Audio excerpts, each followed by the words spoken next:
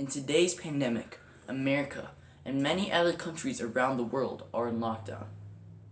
This lockdown is intended by the government for good, yet it has prohibited our rights in America, has caused many to lose jobs, and has created a deep hole in our economy.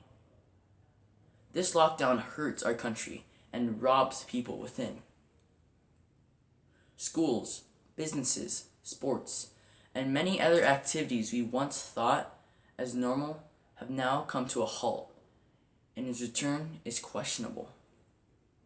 In a matter of weeks, everything we once thought as a normal routine have now come to a stop and is now considered unessential in our everyday lives. By keeping this lockdown in place, we not only prolong the inevitable, we are also strangling our country economically by shutting down businesses, which caused unimaginable unemployment. This lockdown also violates our constitutional rights as stated in the First Amendment. Our basic freedom of religion, speech, right to assemble, and freedom of press are now violated and suppressed. Benjamin Franklin once said that those who would give up essential liberty to purchase temporary safety neither deserves liberty nor safety. We should not underestimate the danger of this lockdown, but neither should we underestimate the threat to our freedom through this crisis. By removing this lockdown, we can rebuild our economy again and bring back the life and the economic health to our nation. American citizens cannot stand idle and allow our nation to rot and crumble. We must begin to fight for our rights and our nation. Winston Churchill quotes, "We are all elected on an equal term and have equal right and consideration. We are elected on the widest franchise obtaining in any other country in the world, and it is our business to see that the rights are not derogated or prejudiced. When rights are violated as well as the well-being of our economy, lockdowns should not be in place. Keeping us in our homes may be necessary in extreme circumstances, but officials should be very reluctant to do so.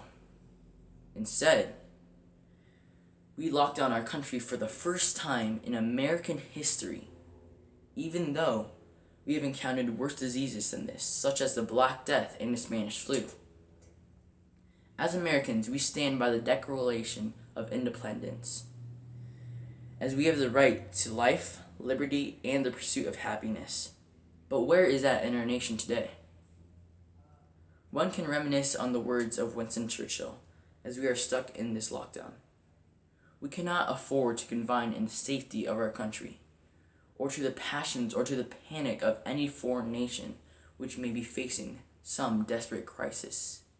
We must be independent. We must be free. We must preserve our full latitude and discretion of choice. Science increasingly shows that the measures we have taken in the last few weeks have been both harmful, with freedoms lost, money spent, and livelihoods destroyed. Are we going to choose to live under a lockdown that threatens the citizens' freedom and the well-being of our nation? By keeping this lockdown in place and extending it, we dig a deeper hole that will not only be left with us, but will be left for our children and many generations after us. The debt that we will be left with is unimaginable and continues to rise every day. It is our choice to let our country be enslaved by this lockdown, or to choose to reopen our economy and regain our rights.